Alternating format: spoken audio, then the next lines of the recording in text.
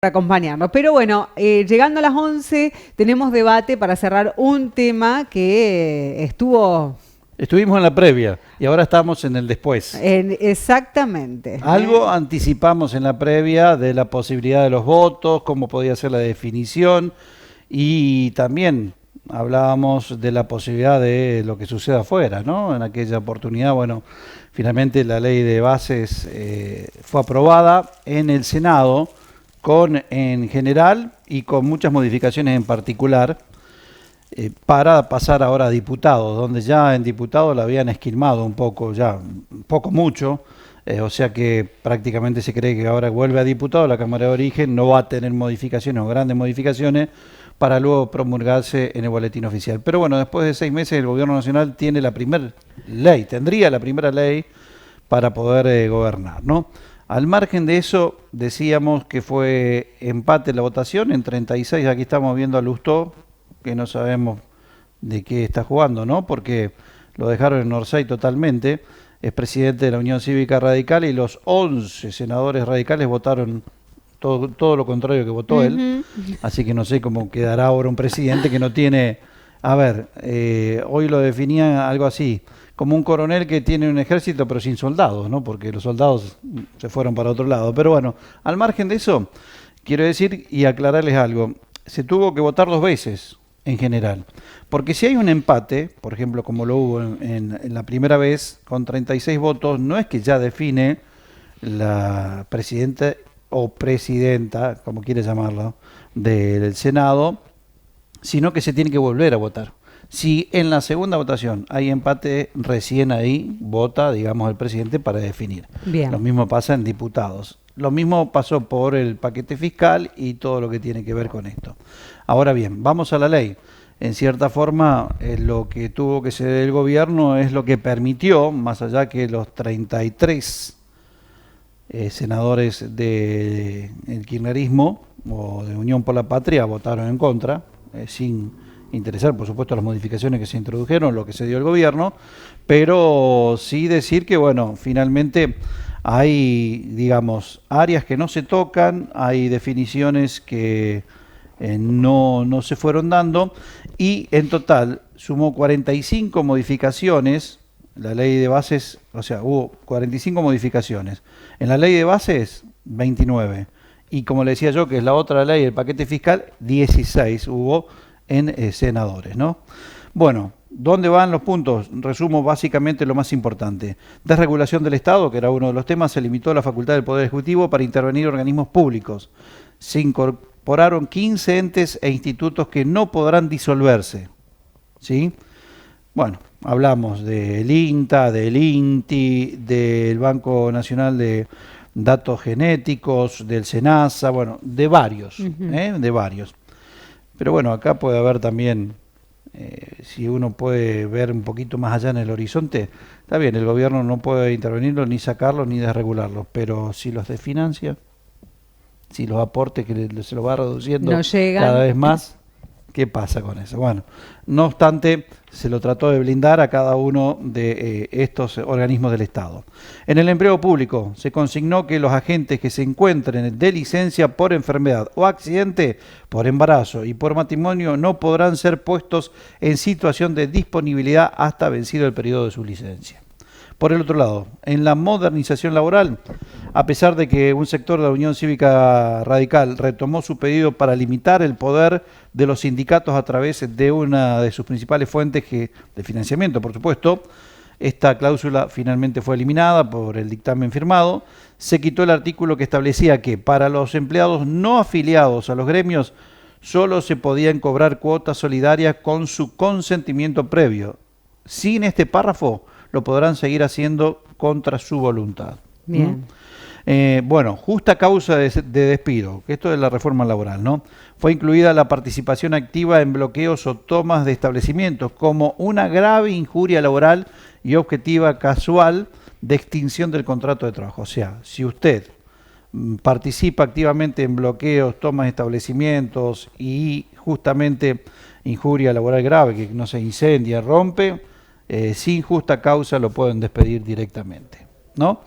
El régimen de incentivo de grandes inversiones, que era el RIGI, que era lo que quería el gobierno, fue reformulado el artículo 163 que declara nulo, de nulidad absoluta, toda norma provincial que se oponga al régimen de manera que aplique solo a aquellas jurisdicciones que decidan adherir al RIGI. O sea, si un Estado provincial promulgaba una ley en contra de las directivas generales de inversión de la nación, en este caso tenía, digamos, su ley, la provincia, y la suya, la nación, no. No pueden oponerse las provincias a lo que está establecido por la nación, ¿no? Bien. El paquete fiscal, vamos al paquete fiscal. Bien. Aquí, en cuanto al blanqueo, se eliminó la posibilidad de que las criptomonedas sean parte de los bienes que puedan ser regularizados, o sea, no entran. La redacción original estipulada sin importar quién ha sido su emisor, quién es su titular o dónde estuvieran depositadas, custodiadas o guardadas, pero ante el rechazo opositor fue quitado del texto. Respecto del dinero que sea regularizado y depositado en cuenta especial de regulación de activos, se adicionó la posibilidad de que el Poder Ejecutivo promueva con la inversión productiva de pequeñas y medianas empresas en las provincias de menor grado de desarrollo relativo o fomentar el crédito de las mismas. Es muy técnico esto, pero bueno, lo doy así a grandes rasgos, ¿no? Se excluyó del régimen del paquete fiscal a los funcionarios públicos de los últimos 10 años. En la redacción original se contemplan aquellos que han desempeñado en los últimos 5 años. Se excluyó del régimen a los hermanos de los funcionarios públicos. Se sumaron a los cónyuges, convivientes, padres e hijos. O sea, como se van acomodando algunas cosas de acuerdo a la política, ¿no? Se incluyó la prohibición de inscribirse en blanqueos futuros hasta el 31 de diciembre del 2038. Y se incorporó un nuevo artículo para aumentar un 20% la alícuota de los impuestos a los bienes personales para quienes se inscriban en el blanqueo. Con esta modificación, las tasas pasarían del 0,5 al 0,6. En el impuesto a las ganancias, el incremento del 22% del mínimo no imponible para La Pampa, Río Negro, Neuquén, Chubut y Santa Cruz implica que la base del tributo para los contribuyentes de estas provincias pasará de 1.800.000 a 2.200.000 para solteros, 2.200.000 a 2.600.000 el impuesto a las ganancias, ¿no?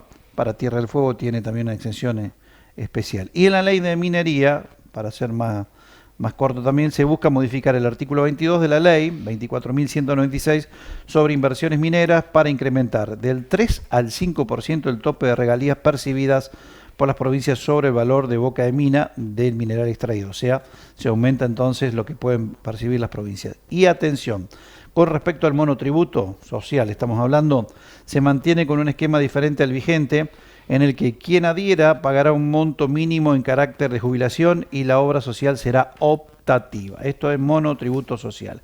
¿Qué pasa con los monotributistas? Bueno, hay un cierto limbo, seguiría igual el régimen, pero también se anda rumoreando en pasillos de un fuerte incremento que tendría el monotributo que aplicaría el gobierno nacional. No obstante, no hay nada dicho, ni tampoco estipulado. Sí es cierto que hoy el universo de monotributistas que están, para decirlo, en el mercado formal, están en la mitad, entre el mercado formal y el informal. El monotributista, en cierta forma, es del mercado formal. Hoy reúne una gran cantidad de personas. ¿Por qué? Es más, muchos que fueron dados de baja del régimen oficial, o del blanco, como se le decía, tuvieron que pasar a ser monotributistas para poder desarrollar actividades o servicios. Por lo cual se cree que el gobierno, en cierta forma, al menos en estos primeros meses no le va a echar mano, porque generaría un gran inconveniente y sobre todo un gran problema para el Estado, porque ya en realidad muchos no podrían ser aportantes del monotributo y saldrían de ese mercado formal monotributista para ser informal, ¿no? Aunque el mercado informal en la República Argentina es del 50% de los activos. 50% se cree de las personas activas laboralmente están en el mercado informal. Bueno, con el tema del impuesto a las ganancias y todo esto, están los que se benefician y los que se perjudican. Creo que en cada punto están los que se benefician y están los que se perjudican. Claro, por eso pedían subir el monto no imponible en ganancias, porque claro, esto es, digamos, ganancias, ningún gobernador lo quiere resignar ni quiere que lo saquen porque de ahí obtiene justamente un gran aporte. Y las provincias patagónicas pedían que se suba esa base porque los sueldos son más altos, es cierto, porque digamos, por zona desfavorable creo que son un 30% más alto, pero claro, por eso se incluyó, digamos, el oficialismo y quienes adherían, una modificación también porque dice, bueno, no es justo que las provincias patagónicas paguen más impuesto a ganancia, se eleve la base y el resto del país tiene sueldos más bajos, tiene ingresos más bajos, entonces no pueden tener la misma cantidad de impuesto a las ganancias. Entonces se hizo hincapié en las provincias desde La Pampa hacia el sur con ese impuesto de ganancia. El resto se mantendría como estaba, ¿no? Que bueno, era algo que también ya planificaba, al menos en aquel momento cuando era ministro de Economía Massa, ¿no? Bueno, en líneas generales, lo que pasó con la votación el día después... Sí, me faltó algo, ¿no? Sí. Empresas del Estado que no se tocan son Aerolíneas Argentinas, no se puede vender, Correo Argentino tampoco se puede vender, ni Radio y Televisión Argentina. Bien. El gobierno nacional entendió que tiene que negociar en política para poder avanzar, porque de otra manera no iba a poder hacer lo que logró hasta ahora. Pero en torno a eso, no nos olvidemos, porque ya están las cifras, de lo que significó una sesión que quería ser interrumpida, que ayer mostrábamos y hablábamos, pero que todavía tiene sus ecos y repercusiones. No es menor todo lo que pasó, ¿no? Sí, alrededor. por suerte, Ivana, primaron las instituciones, se llevó adelante, en este caso la sesión, como debe ser. La división de poderes tiene que ser así, y es cierto lo que decís vos, el gobierno tiene que entender que hay una división de poderes y que necesita la aprobación de leyes que pasan por el Congreso. Creo que fue un gran hallazgo para Milei el de poner al frente de las negociaciones a Guillermo Franco, porque es un hombre que es mediador, que es negociador y que se reunió 1000 veces, ¿no? Sí, incluso con la oposición y con el kirchnerismo, porque también se reunieron, introdujeron modificaciones que quería la oposición en general, incluso el kirchnerismo, pero bueno, después obviamente el voto es de cada uno. No obstante, creo que también bajó 100 cambios, al menos del presidente en esto.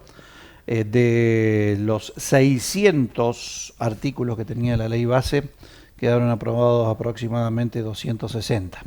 Con lo cual, bueno, se habla de una negociación y de una aceptación que era una posición dura en enero y es totalmente otra la que tiene el presidente. Sí, ¿no? sí, tal cual. Y de esta manera, bueno, por eso decían quienes, bueno, yo escuchaba por allí gente del PRO, bueno, si no le quieren dar herramientas, está en peligro la gobernabilidad, y era cierto, porque no tenía herramientas, al menos del plan que había propuesto, que se había reducido, que se había aceptado las modificaciones.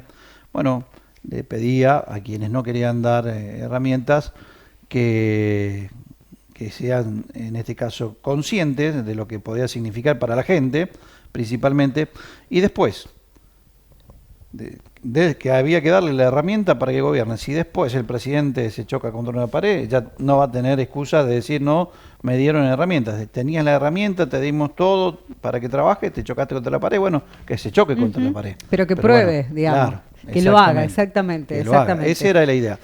En medio estamos todos nosotros, como siempre decimos. Ahora pasa a diputados, se cree que no va a haber modificaciones, o si las hay es muy poca, y va a ser ley cuando se promulgue en el boletín oficial, ¿no? Perfecto. Ahí va a ser realmente ley, pero bueno, creo que el gobierno dio un paso hacia adelante, como decíamos, en las concesiones, y logró también algo importante, destrabar esto que necesitaba para llevar adelante el plan de gobierno que tiene, por lo menos que esgrimió el 10 de diciembre, ¿no? Exactamente.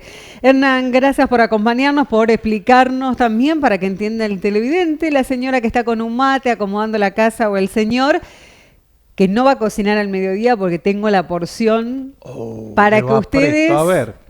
Cocina impecable, un mantel nomás Veo necesitamos. tallarines. Tallarines. Vamos, la T. Sorrentinos de jamón y mozzarella o ravioles con salsa boloñesa. Viernes de pasta, ahí tenés, 15 43 75 61 para que puedan ya pedir la porción de